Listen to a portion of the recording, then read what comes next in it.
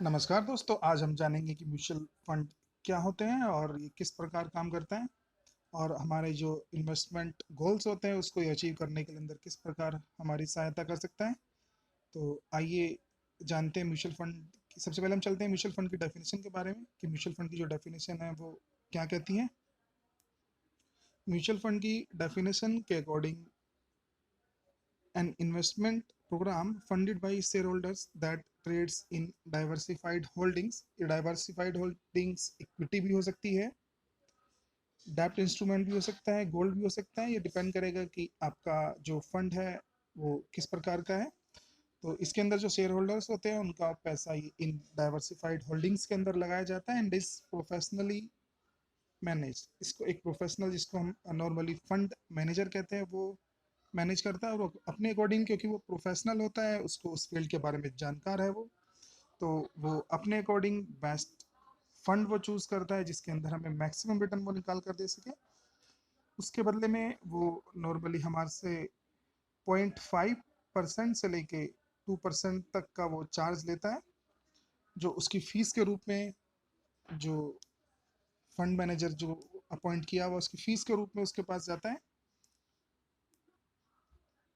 ये फीस जो asset management company होती है, एएमसी, वो उस फंड मैनेजर को अपॉइंट करती है और उसका जो सैलरी है वो उसी एक्सपेंस, जो इसका एक्सपेंस रहता है म्यूचुअल फंड का, उसी में से उसको दिया जाता है। तो आइए हम अपने बोर्ड पे चलते हैं और देखते हैं कि किस प्रकार म्यूचुअल फंड काम करता है और ये शेयर से किस प्रकार भिन्न है। पहले हम शेयर्स के बारे में जान लेते हैं कि अगर शेयर्स के बारे में जान पाएंगे तो हम म्यूचुअल फंड को थोड़ा अच्छे से समझ पाएंगे। तो शेयर्स के अंदर क्या होता है कि हम किसी भी एक पर्टिकुलर कंपनी का एक ही शेयर खरीद पाते हैं। मान लो हमारे पास 1000 रुपये हैं और उस कंपनी के जो शेयर का मूल्य है वो 800 रुपये, तो हम इसके क्या होगा कि हम सिर्फ एक ही शेयर यहाँ पर खरीद पाएंगे।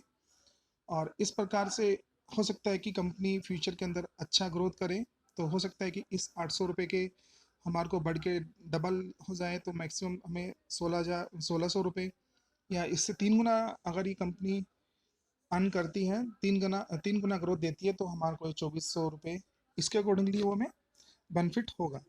लेकिन हो भी सकता है कि यही कंपनी जहाँ अभी आज 800 रुपये की है, कल ये माइनस के अंदर हमारे को रिटर्न दें और यही हमारा 800 रुपये घट के 80 रुपये हो जाए, या फिर हो सकता है कि इससे और फर्दर घटकर 8 रुपये भी पहुंच जाए, या हो सकता है कि जो ये पूरा शेयर है वो ज़ीरो भी हो जाए।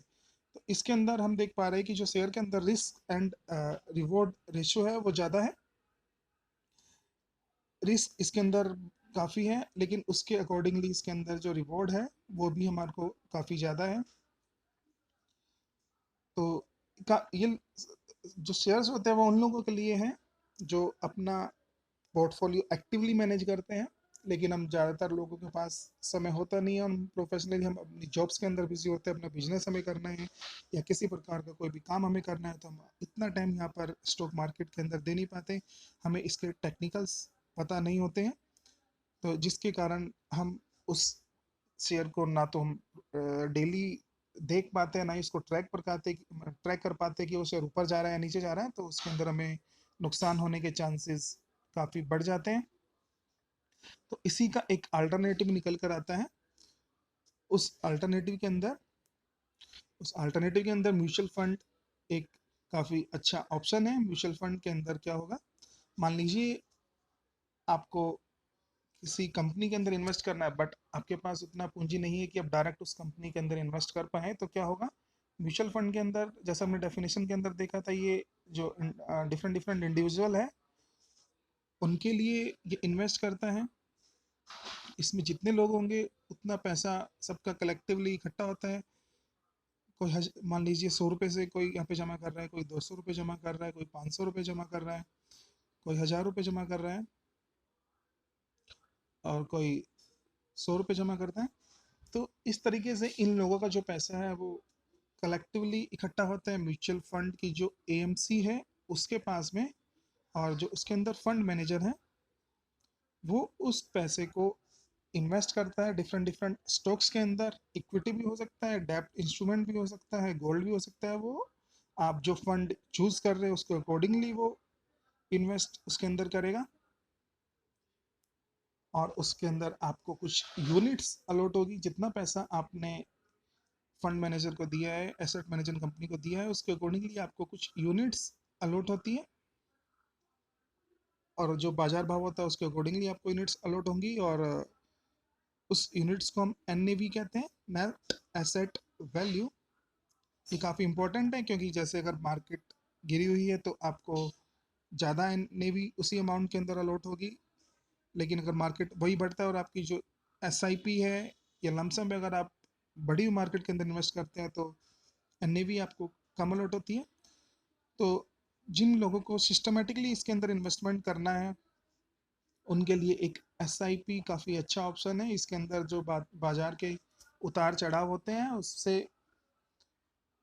ज़्यादा फर्क नहीं पड़ता, और आपकी एक एवरेज निकल के आती है, जो एवरेज करने के बाद आपको जो यूनिट्स अलॉट होती है, जब आपको फ्यूचर में आप उसको रिडीम करवाने के लिए जाते हैं तो वो काफ़ी अच्छा रिटर्न आपको निकाल कर देती है।